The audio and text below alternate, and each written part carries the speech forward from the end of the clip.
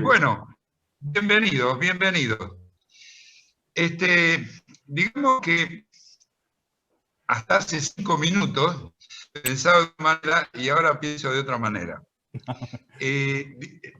Empecemos por decir que me la pasé calculando los aumentos del C417 durante 8 o 9 años. Entonces me acostumbré a pensar de una manera lo que era la movilidad. En general, los resultados que yo obtenía eran muy, a veces exactos y otras muy cerquitas de los resultados oficiales, salvo en una única vez que creo que fue un descuido que tuvieron. Pero en general, la fórmula fue bien calculada. Y los resultados, vamos a hablar, y acá yo no me pongo la camiseta de ningún club. Acá los resultados fueron muy buenos durante muchos años, porque prácticamente los aumentos representan un 10,5 veces. Si uno toma esto del mes de febrero del 2009 y le aplica todos los aumentos hasta el 2017, te da 10,5. El dólar subió 5 veces. El índice de precios al consumidor, evidentemente con todas las fallas y todas las deficiencias, subió un 4 veces y media. Yo no conozco ningún índice que dé 10 veces entre el 2009 y el 2017. Ahora, eso que uno lo puede ver como algo bueno, porque se refleja en el ingreso de los jubilados, también otros lo pueden ver como algo no muy bueno si terminamos fabricando dinero para pagar el aumento, porque después todo eso se traduce en inflación. Así que es bueno o no, según como sea nuestro punto de vista. A nivel abogado previsionalista, yo creo que nadie puede cuestionar el monto, la ventaja de la aplicación de la 26.417. Si hay alguien que lo pueda cuestionar, que me lo diga, pero yo personalmente encuentro que fueron tan buenos los aumentos, que cuando hoy hacemos un cálculo de reajuste aplicando simplemente los aumentos, generalmente no podemos hacer un juicio de reajuste, porque es decir, no hay ningún criterio judicial que mejore a la secuencia de los aumentos, ¿no, Martín? ¿Está de acuerdo? Hola, Martín. Activa el micrófono, Martín. ¿Me escucha, Martín? Ahora sí. No, igual no escuchaba, no podía hablar. No, por ahora no. Bueno, pero ¿estás de acuerdo en que nosotros cuando hacemos cálculos de reajustes nuevos nos enfrentamos en muchos casos que no hay mejora? Porque los aumentos por ahí dan lo mismo o más que los criterios judiciales. Así que sí, ahí se acabó la historia para mí, ¿no? Es correcto. Bueno, gracias, Martín. Bueno, Elsa, ¿estás de acuerdo con lo que digo? Sí, está de acuerdo. Bueno, me cabecea. Y Julio supongo que también está de acuerdo. Así que bueno, digamos, ese es el principal argumento del oficialismo y no le podemos decir que no. Porque digamos que la fórmula no generó ningún tipo de cuestionamiento judicial. A la fórmula no se la pudo cuestionar nadie en cuanto a mecanismo de movilidad. Ahora, ¿qué pasa? Hablando ahora con Elsa, yo me acostumbré mucho a pensar con el criterio de la ley vieja. Y ahora hay que pensarlo de otra manera. Entonces, yo les voy a poner el esquema de la ley vieja, de la 26.417, lo voy a compartir acá en la pantalla, a ver si me ayuda Julieta. Juli, ¿me puedes ayudar? Esperen un poquito, ¿eh? ¿Cómo hago, Carlos, para compartir, para mirar algo que tengo en la máquina? A ver, espera. Creo que Julita se está conectando. Ahí estoy, espérame un segundito. Ahí está Julita con su máquina.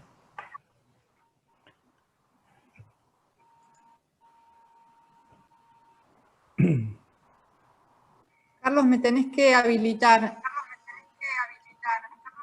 Bueno, de paso digamos que los pecados que tenía la fórmula vieja, algunos de los pecados de la fórmula vieja, también los tiene la fórmula nueva, porque digamos que, espera, porque la fórmula vieja tenía una vocación de quedarse con los vueltos, ¿no? Una vocación excedentaria, la llamaban vocación excedentaria, me quiero quedar con los excedentes. En la fórmula vieja estaba A y estaba B. A se daba en marzo y era el 50% de los recursos tributarios que van a ANSES, más el 50% del RIPTE o el índice salario del INDEC, lo que diera más. Y entonces, ¿qué pasaba? Después de septiembre se volvía a calcular otra A por septiembre, y si el producto de las dos A estaba debajo de B, B era 1,03 por los recursos totales de ANSES, ¿no? Entonces, si los salarios crecían menos que la recaudación, me daban el aumento de los salarios y la recaudación tributaria de ANSES. Pero si los salarios subían más que la recaudación, me daban la recaudación. Entonces, lo que decíamos, lo que yo dije hace mucho y que Gersa lo comparte, que yo me quedo con los excedentes, porque cuando la recaudación excede el crecimiento de salario, me los quedo y no los devuelvo nunca más, porque el problema es que me los quedo para siempre. Entonces, lo que yo decía con relación a la fórmula vieja, es que con los excedentes habría que se podían constituir un fondo de reserva para compensar los años en que los salarios fueran mayores que la recaudación. De esa forma se hubiera equilibrado el juego del más y del menos. Pero esa vocación excedentaria, como ahora lo vamos a ver, la sigue teniendo ahora la ley nueva, el proyecto nuevo, ¿no? Entonces, ahora yo quiero compartirla. Juli, ¿cómo puedo hacer para...? Sí, ya te lo hago. Espérame. Espera un poquito.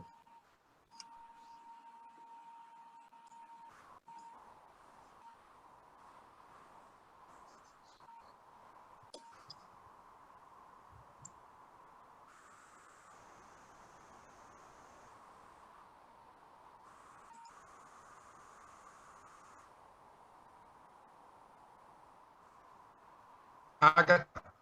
No, espera. No, esta es la fórmula, este es el nuevo, espera. Hay que ir al otro icono, el que dice 26.417.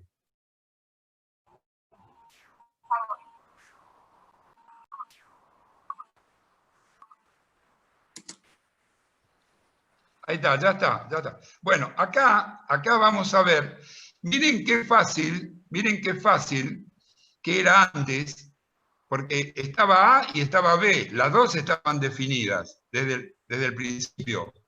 En marzo no se daba más que A.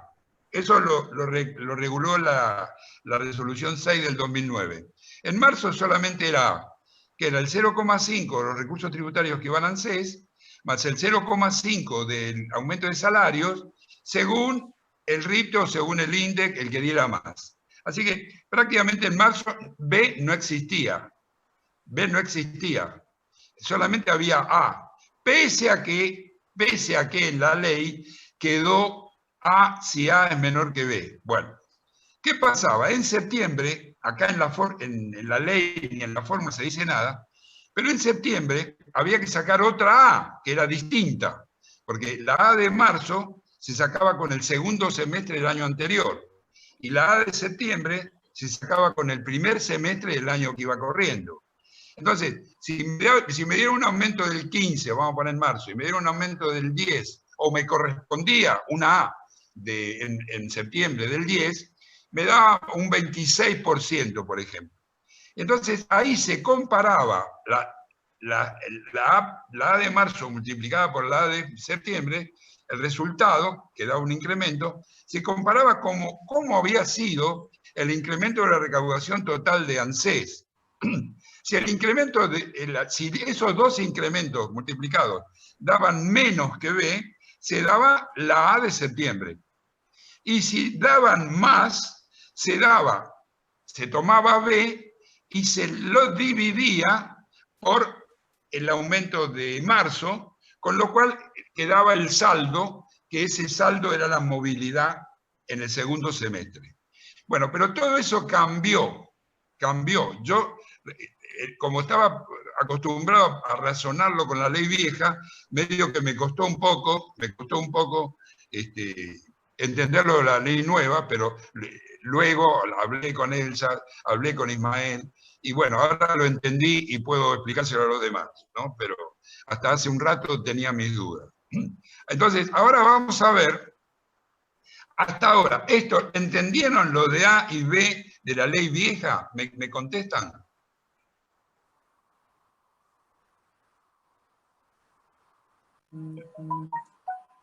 ¿Entienden? ¿Se entiende lo de la ley vieja, Carlos?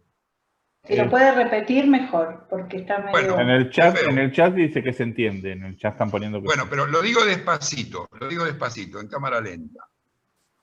En marzo, yo tomaba A, siempre el aumento en marzo era A, no existía B, a pesar de lo que dice la ley. Porque si A menor que B, bueno, en marzo era A, B no existía ni se calculaba. Entonces, ¿qué le daba? La mitad de los recursos tributarios del ANSES, más la mitad del crecimiento salarial, tomando la evolución del segundo semestre del año anterior.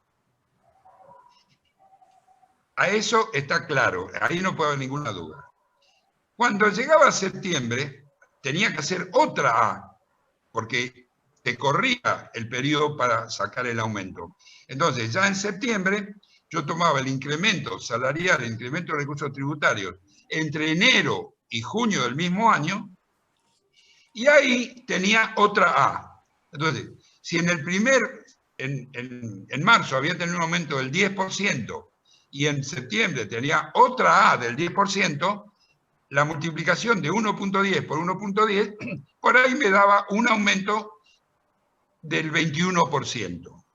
Entonces, ahí sí entraba a jugar B, y B, ¿qué era? El incremento anual de ANSES, porque ahí yo iba a comparar 2 años, eran 2 años consecutivos, como si ahora dijéramos, comparo la recaudación del 2019 con la del 2018, eso me da un incremento anual, y si el incremento anual era mayor que las 2A multiplicadas, le daba la A de septiembre. Pero si el incremento de B era menor a las 2A multiplicadas, le daba B dividido el incremento que di en marzo. Porque en estas cuestiones, cuando uno quiere restar y tiene un producto, tiene que dividir. Entonces, la B representaba un techo que nunca se podía superar, que en eso es igual a la ley actual, nunca se puede superar, y por eso se puede decir, tanto en la ley vieja como en la ley nueva, que el verdadero motor de la movilidad es la recaudación de ANSES. Porque si la recaudación crece, puede haber movilidad, y si no crece, no. Y va a haber aumentos en la medida de su crecimiento, excepto que los salarios queden por debajo. De manera que, digamos que se puede considerar que el aumento de marzo es como un anticipo a cuenta de la movilidad verdadera, que es la recaudación del ANSES. Cambio, no sé si se entiende. Por tercera vez no lo voy a volver a explicar, perdón. ¿Se entiende? ¿Se entiende? Sí, ¿Hay dice alguno que que sí. Dicen ¿se que entiende? sí, acá en el chat, sí, que entendieron. Bueno, Que sí que fenómeno. se entiende. Bueno, ahora, clarísimo. ahora, porque lo que pasa es que todo esto también vale la pena explicarlo cuando uno lo tuvo que calcular, porque una cosa es explicarlo si uno no lo calcula y otra si lo tuvo que hacer muchas veces, y lamentablemente lo hice muchas veces. Bueno, ahora vamos a la fórmula del proyecto. Acá está, la fórmula del proyecto. Bueno, ahora en el proyecto, en marzo, ya no existe A. A no existe, desapareció A. No es como en la ley vieja.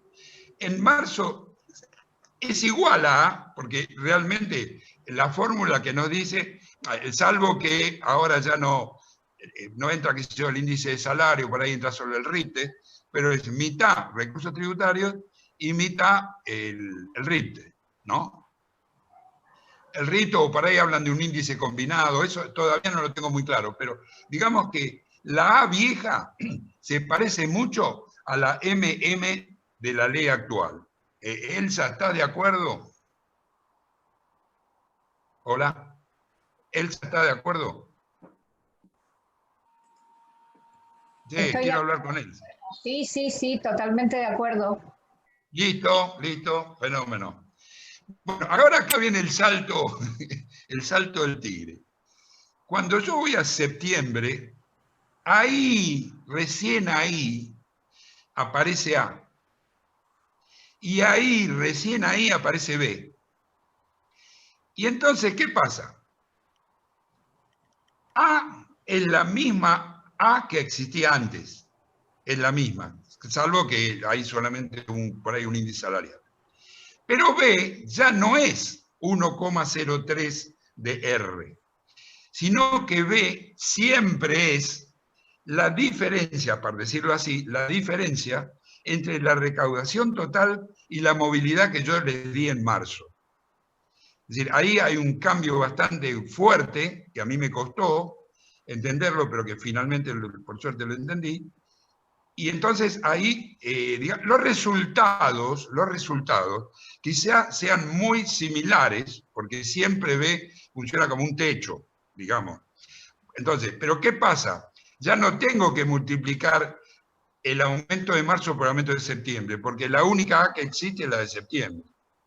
Y la única B que existe es la recaudación, el incremento de recaudación, restándole el aumento de marzo. Es decir, que más o menos es similar. Los resultados yo creo que son más o menos parecidos, pero está expresado de otra manera. Se simplificó la historia, porque la ley vieja no decía que había que multiplicar el aumento de marzo por el de septiembre. Yo lo hacía porque era de cajón que había que hacerlo, pero digamos que no lo decía. En esta ley, en la nueva ley, ya se elimina esa cuestión, se trabaja solo con una A, que es la de septiembre, y se trabaja con una sola B, que cambió, porque ya la B no es todo el tema del incremento de recaudación, sino que es el incremento de recaudación menos el aumento que le di en marzo. No sé si se entiende. A ver, Elsa, decime si estamos de acuerdo. Sí, Guillermo, estamos de acuerdo, claro, es así como lo decís.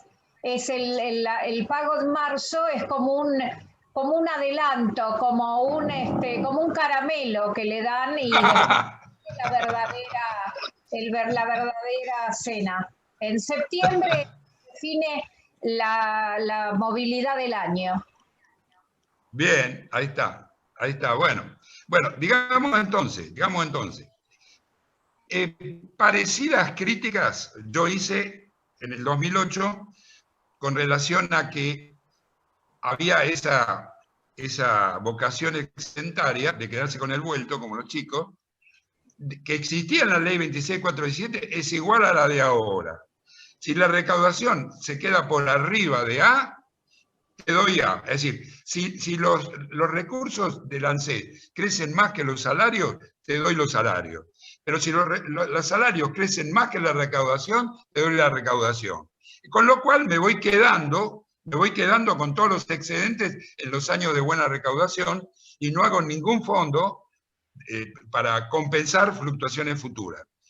Otra cosa que yo había criticado en la ley anterior era que la fórmula estaba muy condicionada por modificaciones que pudieran existir.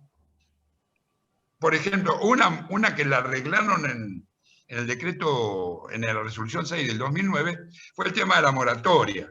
Si uno, como todo esto, RT y R, está ponderado por la cantidad de beneficiarios, si yo admito que como beneficiarios me entren toda la oleada de la moratoria, los aumentos iban a ser insignificantes al final, porque en la medida que yo meto más gente, el aumento tiene que ser menor.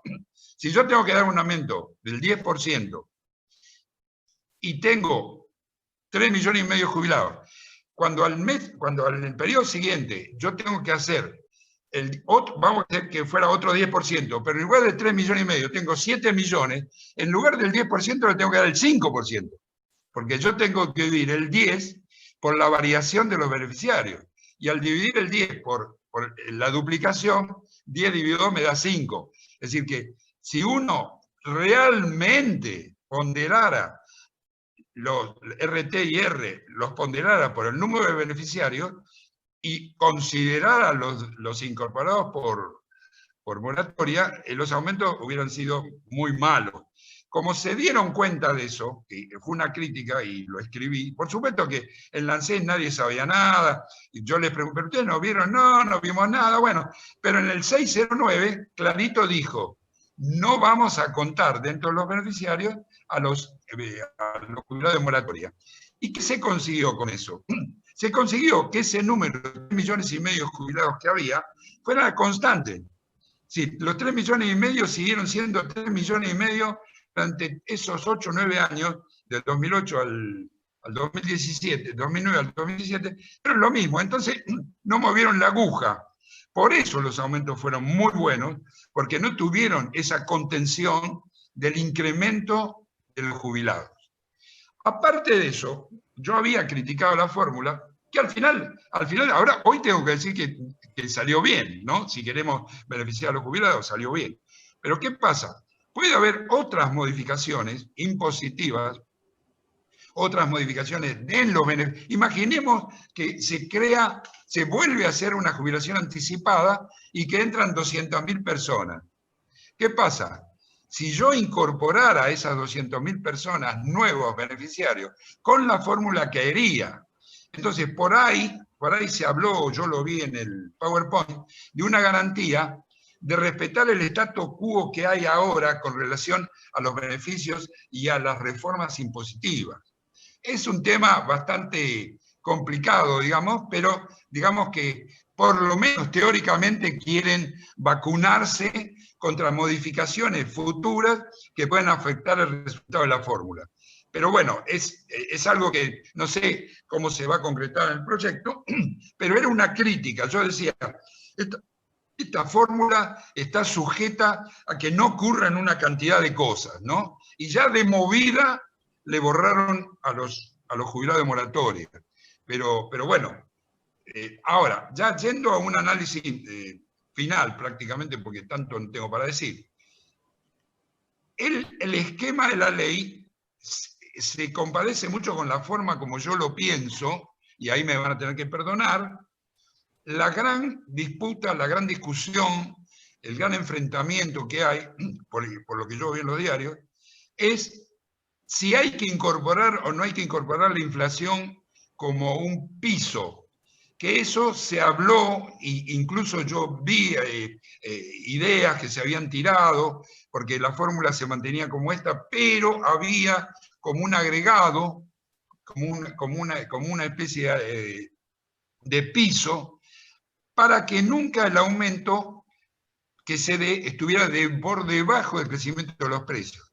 Eso aparentemente se iba a concretar con un bono compensatorio que iba a ser potestativo de ANSES y que se iba a otorgar a los jubilados de menores ingresos, pero eso se borró. Es decir, eso desapareció, porque dentro de todas las personas que opinamos sobre esto, hay una gran cantidad de gente que quiere que se incorpore la inflación como una garantía de que los jubilados no pierdan poder de compra. Esa gente, mucha de esa gente la respeto, lo considero. ¿Y qué pasa? La otra versión, la otra postura, es la que yo tengo y que la asumo sin ningún problema, porque creo en eso. La otra postura es decir, miren, si nosotros no somos los campeones mundiales de inflación, pero estamos peleando los primeros puestos, si aquí, que somos los campeones mundiales o que estamos discutiendo los primeros puestos, nosotros seguimos ajustando por inflación, este es un tema que se espiraliza y que no lo para nadie. Porque si tenemos todos los gastos indexados por inflación y encima seguimos indexando por inflación, nosotros no vamos a poder solucionar el problema del déficit. Digamos que la indexación es un factor que es proclive a que aumente la inflación. Entonces, una forma de decir, bueno, no, te pago de acuerdo con lo que recaudo. Hay países que tienen inflación sola como ajuste, que son la mayoría de los países del mundo tienen inflación como único ajuste, pero hay que pensar que tienen inflaciones decentes, ¿no? No tienen la inflación argentina. Y hay otros países como Alemania que tienen una combinación de inflación y de recaudación. De manera que hay para todos los gustos, pero digamos, en este preciso momento, yo en el Congreso, especialmente en el Congreso, yo insistí en que meter la inflación era contraproducente para disminuir el déficit que ya tenemos y que es enorme. Tenemos un déficit muy grande que lo señalaron todos los expertos, todos los economistas, todos los que hablaron en el Congreso, hablaron de que tenemos un déficit muy grande. Entonces, yo con mi formación de contador, que también eso influye en mi pensamiento, yo siempre estoy pensando en el necesario balance entre los recursos y los gastos. Fíjense que hay una movilidad que está escrita en la ley 24463, que es la movilidad del presupuesto. Es decir, no te voy a pagar más de la plata que tenga destinada a pagarte. Frente a esto, lo que me critican, porque siempre cualquier postura va a recibir objeciones, lo que me critican, no, pero tenés que ajustar, no tenés que ajustar a los jubilados, tenés que ajustar el gasto público, tenés que ajustar el sueldo, qué sé yo, de los políticos, el sueldo de, qué sé yo, de otra gente, tenés que bajar los empleados públicos, bla, bla, bla, bla. Bueno, ahí ya entramos en el terreno político, el que la verdad que no tengo tanta ganas de meterme porque hay muchas opiniones, hay mucho para hablar, pero la verdad que no me interesa tanto. Es decir, a nivel conservador, yo creo que estoy de acuerdo con la fórmula actual en su esencia, que es bajemos el gasto a lo que podamos pagar. No emitamos para pagar, porque engancharnos con las ideas, digamos, keynesianas, de darle a la maquinita y darle a la maquinita, nos lleva a lo que nosotros vivimos hoy. Piensen que antes de las PASO, una jubilación mínima por ahí representaba $300, y hoy por ahí representa un poco más de $100. Hubo un momento que la jubilación representaba menos de $100 del Blue. Por eso, guarda con querer hacer felices a todos con emisión, porque eso inevitablemente se traduce en inflación, y la inflación es como una droga a la que somos adictos, y yo pienso que podemos darle cualquier cosa a un cocainómano para que se cure, pero no le podemos dar cocaína. Es decir, si queremos que se cure, no podemos darle la misma droga a la que es adicto y la que lo lleva a su estado actual. Por eso yo digo, yo estoy de acuerdo con la fórmula, yo la respaldo, yo la propuse, yo hablé de esta fórmula y traté de impulsarla. En el Congreso hubo 2 personas que hablaron de esta fórmula. Una fue Fernández Pastor, que era partidario de esta fórmula, pero no se explayó mucho, y creo que yo fui el que más me explayé sobre las conveniencias de esta fórmula, y bueno, y creo que me fue bien en ese sentido. Pero bueno, ahora la dejo a Elsa, porque Elsa va a tener todas las objeciones que yo no puedo formularme a mí mismo, pero que va a ser enriquecedor para ustedes, ¿no? Cambio, Elsa. Guillermo, gracias, pero no, yo venía solo de espectadora precisamente para poder clarificar algunas dudas que me había generado la fórmula, y lo que menos querría es contradecirte. Pero... No, pero a mí me gusta, no la pasamos la vida contradiciendo, ¿qué problema hay? Sí, es muy cierto. Tanto nos contradecimos que después tenemos que generar plenarios. Que lo hacemos los plenarios. Lo hacemos, tenemos varios plenarios.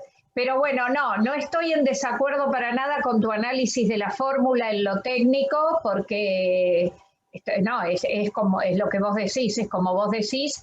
No estoy de acuerdo yo con la fórmula, considero que la recaudación no puede formar parte de la movilidad, no lo vivo como su esencia. Yo no digo que al jubilado hay que pagarle una maravilla, pero sí hay que pagarle en función de algún índice y respetárselo. no es el único gasto que tiene el sistema.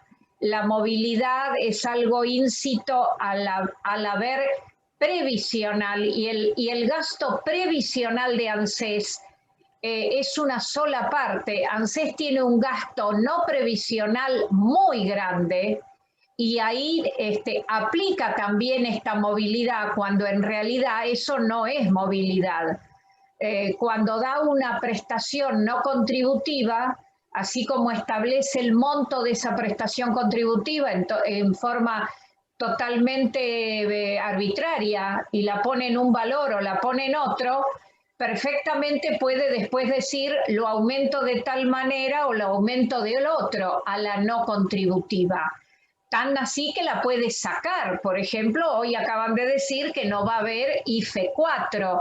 ¿Qué quiere decir? Yo te doy cuando creo que te puedo dar, te quito cuando te puedo quitar, y si no tengo plata te doy menos porque te estoy dando una ayuda, un soporte. Ahora, cuando se trata de algo previsional que tiene una garantía asegurada constitucionalmente, yo no lo puedo hacer valer por ninguna baja en la recaudación, porque lo gracioso de todo, y esto me parece que es hasta irónico, es que la recaudación depende de mí, que soy el que pago, y no solo depende, y acá viene un tema, no solo depende de mi capacidad para recaudar, sino de mis políticas sociales globales. Entonces, cuando ahora, por ejemplo, ahora está totalmente vigente una norma de hace pocos días que le da un premio al monotributista que pagó bien.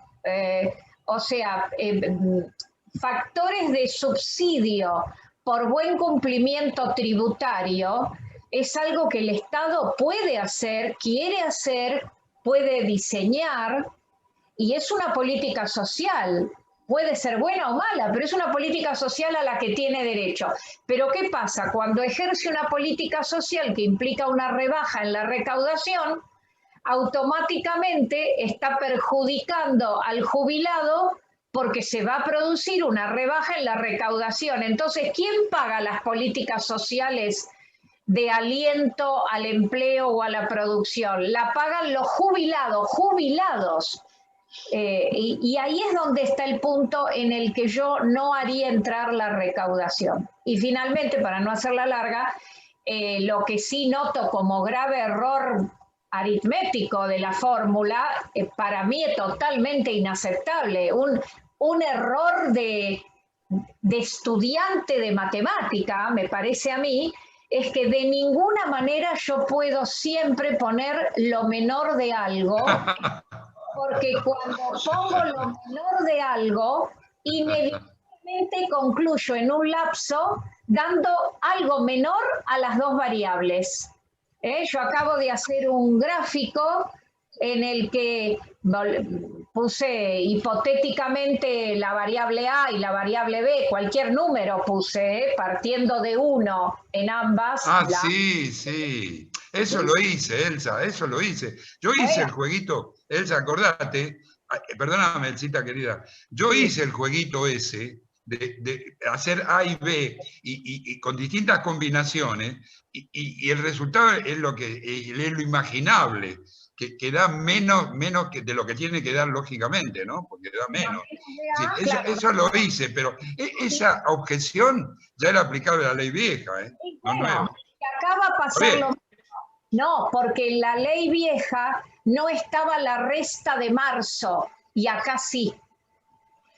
En la ley vieja, yo en marzo, tal como vos perfectamente lo explicaste, yo en marzo le daba algo bueno, digamos, y en septiembre quizás le daba algo no tan bueno, pero ahora, como en septiembre le resto marzo, siempre le voy a dar algo peor. Si lo que pero Elsa, perdóname, Elcita querida, perdóname. En la ley vieja, vos multiplicabas los dos aumentos, y si los dos aumentos daban más que la recaudación, le dabas la diferencia con relación a la recaudación, que es lo mismo que está en la ley actual, ¿eh? En eso, No, porque no hay una son, vez son tan malas una como la otra. Las dos se quedan con lo peor. Sutilmente en la anterior era dividir por 2 y en esta se genera una resta. No, pará. Se multiplicaba la de marzo por la de septiembre. Eso daba el incremento longitudinal, digamos, o compuesto de los dos semestres. Y eso, si se pasaba de B, había que restarle a B el incremento de marzo dividiendo por marzo, no dividiendo por 2, dividiendo por marzo. Y te queda el saldo directamente. Cuando B supera a la multiplicación de las 2A, cuando B lo supera, si vos multiplicás el aumento de marzo por el aumento de septiembre, te da B. Punto. No te puede pasar.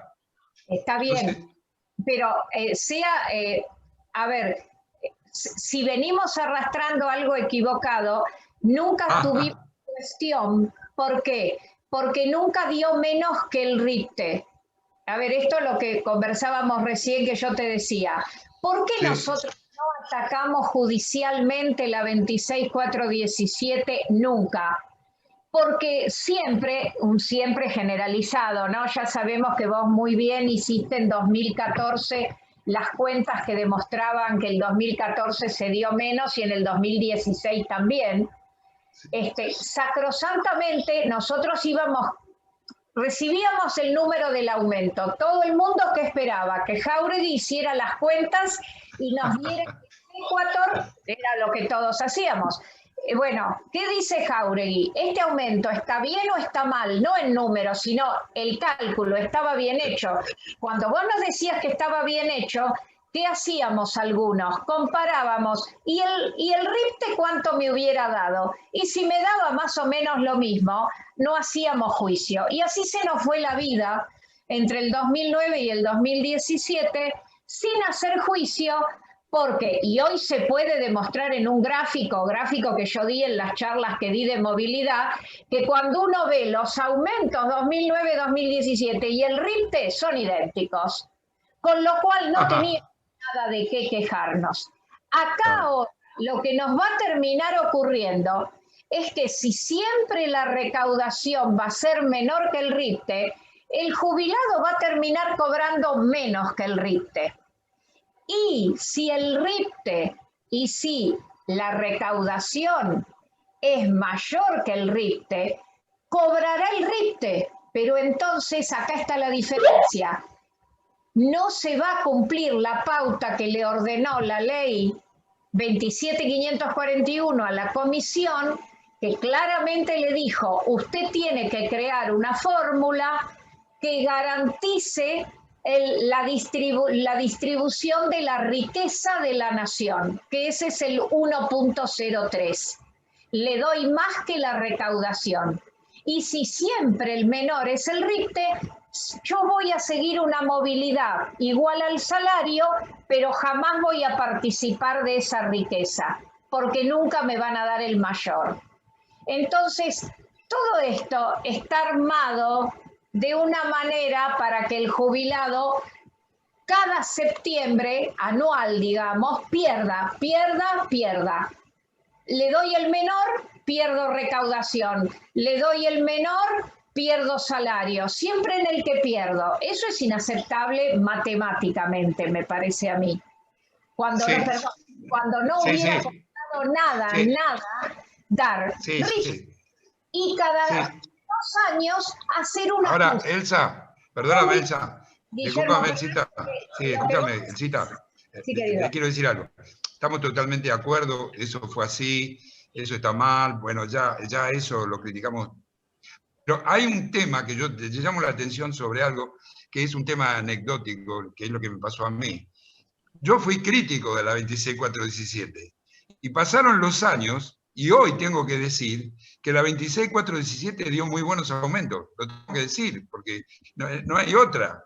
Entonces, a vos te digo lo mismo, guarda con ponerse a predecir o a quererse imaginar lo que va a pasar, porque el futuro no lo adivina nadie, es muy difícil acertarlo en este país, y lo que hoy a vos lo que hoy, verdad, ya un segundo, lo que hoy a vos te parece una cosa, por ahí te pasa lo mismo que a mí, y 8 años después decís que la ley en definitiva, con toda su capacidad o vocación excedentaria, con quedarse con las obras, con los vueltos, qué sé yo, a pesar dio buenos aumentos. Por eso yo, como cerrando un poco la historia esta, te digo, es muy difícil acertar en lo que va a pasar con esta fórmula hacia el futuro. Es muy difícil, porque no sabemos lo que puede pasar en nuestro país, no sabemos cuál puede ser la recuperación de nuestro país, y después resulta que con el tiempo quizás nos tenemos que arrepentir de una crítica, como yo me pude arrepentir con relación a la 26417 cuando yo las hice, ¿no? Cambio. Pero, no, ¿sabés por qué, Guillermo? Te lo aseguro. No porque estoy adivinando el futuro, es porque estoy leyendo el presente. La ley 26417 no me aseguraba nada. Y como lo que me dio es el RIPTE, porque no se alejó del RIPTE, yo no tenía nada de qué quejarme. Ahora sí, porque ahora, si se aleja del RIPTE, si esto se aleja del RIPTE, me estoy saliendo de una pauta salarial que menos que una pauta salarial no puedo tener. Pero si lo que me da es RIPTE, como pasó con la 26417, lo que terminó asegurando es RIPTE, lo que entonces no me terminó dando es lo que me está asegurando la ley 27541, participar de la riqueza de la nación.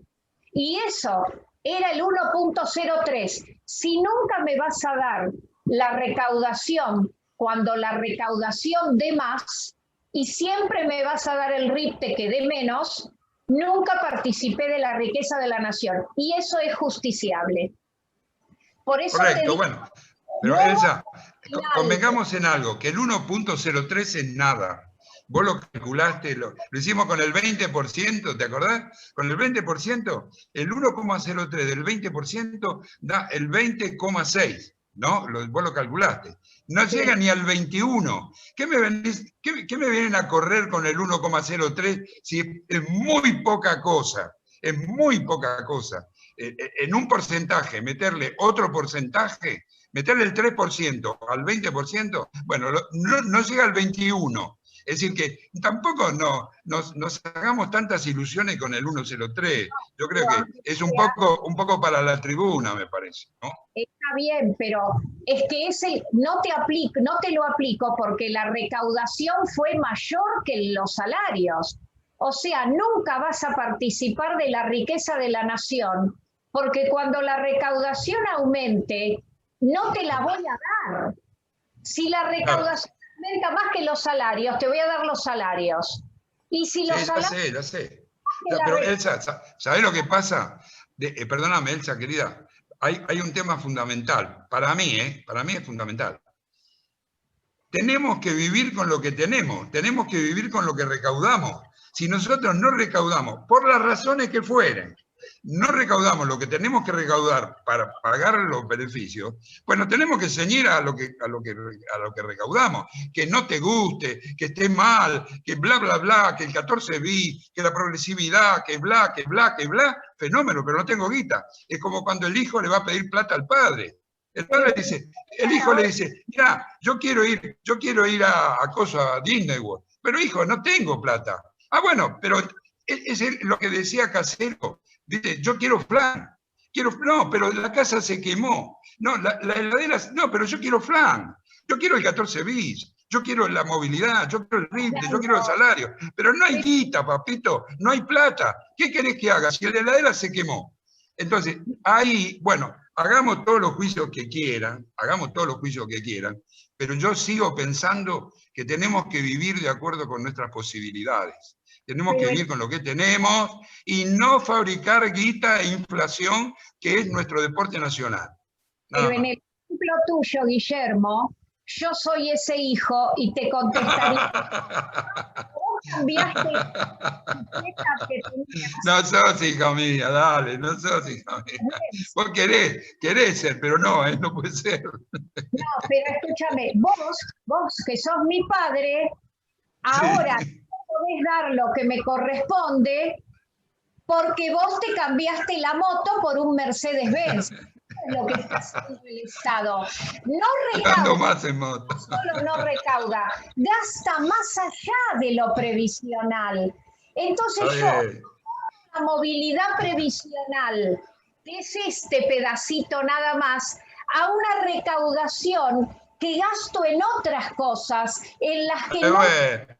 Pero esa es la política, amor, Elcita querida. Esto que estamos diciendo, y esto lo digo con toda humildad y con todo afecto, esto que estamos diciendo es la misma discusión que se va a plantear en el Congreso, porque ahora, digamos, la gente de Juntos por el Cambio saca el parche de la inflación y la capacidad de compra y la capacidad adquisitiva del jubilado, bla, bla, bla, bla, bla, pero es política, todo esto es política. Yo no quiero perder tiempo con este tema de los enfoques distintos en la medida que se transformen en argumentos políticos. Lo único que yo quería, y le agradezco mucho a Elsa, lo único que yo quería era hablar de la fórmula, ¿no? Porque para hablar políticamente de esto, tendríamos que tener un Zoom que durara 550 días, ¿viste? Entonces entraría toda la gente, los Juntos por el Cambio, todo por la victoria, los otros, ¿cómo se llama? Lo del Partido Obrero, vendrían los Partidos Obreros, todas las otras agrupaciones que van a tener diversas opiniones. Pero ya veremos lo que pasa en el Congreso. Acá, por suerte y gracias a Elsa, tuvimos como un pantallazo de dos personas que han vivido mucho trabajando en esto y que pueden aportar distintos puntos de vista, pero, digamos, yo creo que ya está bien, no sé qué pensás, Elsa.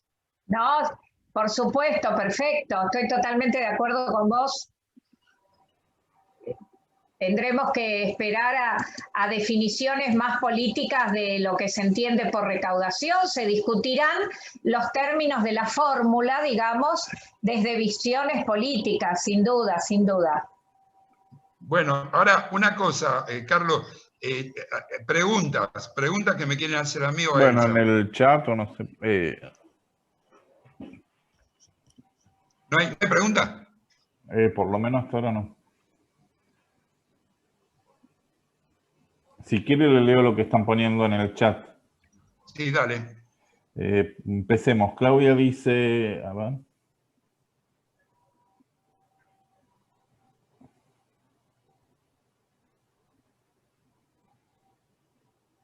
Bueno, felicitan la postura de Elsa.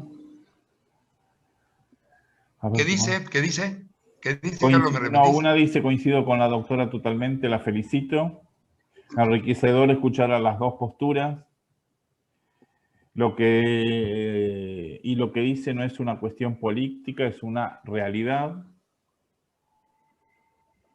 Excelso debate de grandes profesionales. Impresionante el doctor Jáuregui, es un marco jurídico impecable ambos, dice. Muchas gracias por el enriquecedor debate. Un lujo contar con Elsa, gracias. Llevamos tantos años en las tablas. Tienen admiradores los dos. Elsa, escúchame, Elsa, estás contratada, Elsa. Vas a venir a todas las escuelitas. Hasta ahora no nos pasó nunca que nos hayamos peleado muy en serio, ¿no? Bueno, no entremos en detalles, ¿no? No entremos en intimidades.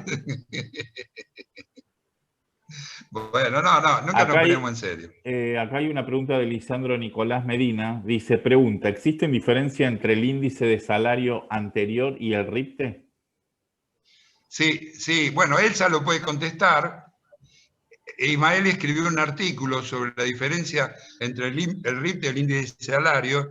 El RIPTE es más restringido, el índice de salarios... Pero la dejo a Elsa porque yo podría hablar, pero quiero tener una cortesía con ella que ella lo conoce bien. Cambio. Gracias, Guillermo. El índice de salarios busca mostrar la evolución de lo que uno podría llamar salario país. Y entonces tiene, si bien hay un índice general, ese índice general se conforma en manera proporcional con la evolución de varios salarios.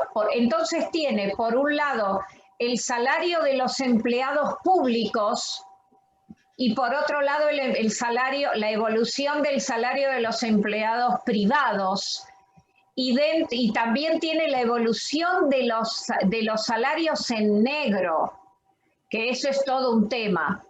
Y conformando esos salarios, país llega a un índice general.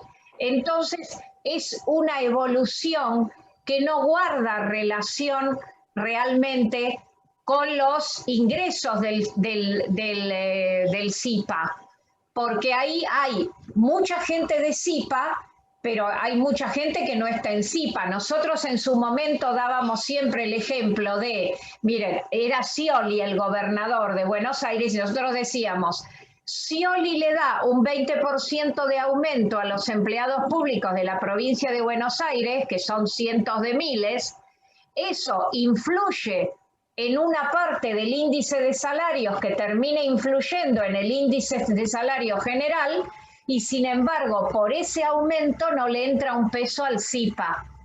Entonces por eso se creó un índice que solo refleje salarios con cotización al CIPA.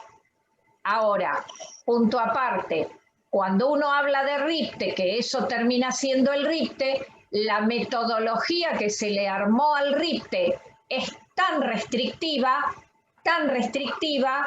que yo particularmente y otra gente también dudamos mucho de que realmente refleje la verdadera variación. Porque, pero por ejemplo, no están considerados los salarios de las personas que aparte tienen un ingreso como autónomo. Entonces, si yo, por ejemplo, cuando yo era empleada de la Secretaría de Seguridad Social, ganaba un salario público que iba al CIPA, pero aparte yo seguía pagando autónomos por abogada, mi sueldo no entraba en la consideración del RIPTE. Tampoco entran en la consideración del RIPTE personas que no hubieran aportado durante 13 meses. Tampoco entran aquellos en los que hubo una gran variación en el sueldo. ¿Para qué? Para que no entre el mes de diciembre en el que a veces la gente hacía muchas horas extras. Hay muchas razones por las que hay sueldos que no voy a contar en el RIPTE. Y por otra parte, por ejemplo, no cuento los sueldos que aumentan por encima del tope máximo de casi 200.000 pesos hoy. Entonces, cuanto yo más achato el tope máximo remuneratorio, como está hoy, ridículamente achatado, absurdamente achatado, entonces todos los sueldos que superan esos valores, nunca se va a reflejar eso en el aumento del RIPTE. Tiene defectos el RIPTE. No sé si valora bien la variación salarial al CIPA, pero es mejor que la variación del índice de salarios, sin duda. Sí, él saca, la misma persona, Nicolás, dice, a nivel cuantía, ¿existieron diferencias entre ambos en el tramo 2009 a la actualidad? Pregunta. No. Yo tengo esos gráficos y no. Finalmente no. Parece que todo lo que dije no sirvió para nada, pero no importa. Claro, el gráfico muestra una pequeña diferencia. Una diferencia hay, pero es por una cuestión de pureza metodológica. No puedo tener un índice externo al sistema. Y Silvina Predco pregunta, ¿por qué es mejor? Bueno, porque no toma valores ajenos al sistema. Es mejor que el índice de salarios porque prefiero un mal índice intrasistema que un buen índice extrasistema porque no me gusta depender de los aumentos de sueldo que dé Infran o Kicillof. No, eso no. El trabajo informal, Elsa, el negro que entra en el índice y que no entra en el RIPTE. Exactamente. Todo lo que no es CIPA no puede entrar para valorizar la movilidad de las prestaciones del SIPA. Que hay que mejorar al RIPTE, que debería ser un INGR. La mejor metodología era la del INGR, el Índice del Nivel General de las Remuneraciones. Pero bueno, murió hace muchos años. Bueno, no sé si por ahora ya no hay más preguntas acá en el chat, ¿eh? Bueno, Así le que quiero si quiere agradecer dar- a todos, sí, le quiero agradecer a todos, especialmente a Elsa por la participación, por la ayuda que me da, por la forma como complementa lo que yo pienso. Sí, bueno, en realidad lo que hicimos hoy es hacer público una conversación que mantenemos de forma constante a través del teléfono, pero ahora la hicimos pública. Y creo que vino bien porque hubo gente que lo agradeció o piensa que es enriquecedor, ¿no? Bueno, les agradezco a todos y nos veremos quizá el próximo jueves, cuando hagamos la próxima escuelita. ¿Listo? Sí, a las 15. ¿Ah? Listo. Sí, a las 15, con Carlos. Sí, conmigo y después. No nos olvidemos de Carlos. Y después Jauregui. Y Martín. Y después, por ahí viene Jauregui. Sí. Puede ser. Y Elsa, por ahí viene Elsa. Bueno, también. le invitamos a Elsa de vuelta. Sí, no, está contratada. Bueno. Espero que no nos abandone. ¿Es para opinar distinto? No. ¿Cómo qué? ¿Qué No hay dijiste? nadie mejor que vos para explicar algo, Guillermo. Yo solo te contradigo nada más. Bueno, como hiciste siempre, está bien, pero es bueno tener a alguien que te diga que no, porque te lo hace pensar mejor. Bueno, un beso para todos, que sigan bien. Bueno, nos vemos el jueves. Chau, chau.